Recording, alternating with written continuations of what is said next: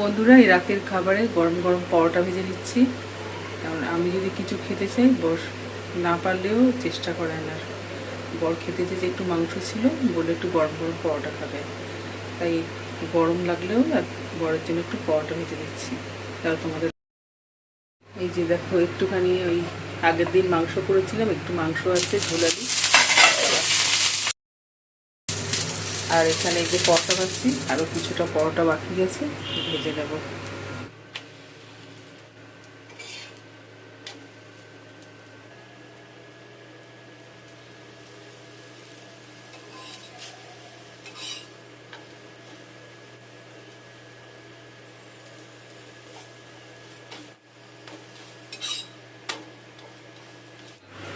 গরম গরম পরোটাটা ভেজে নিই,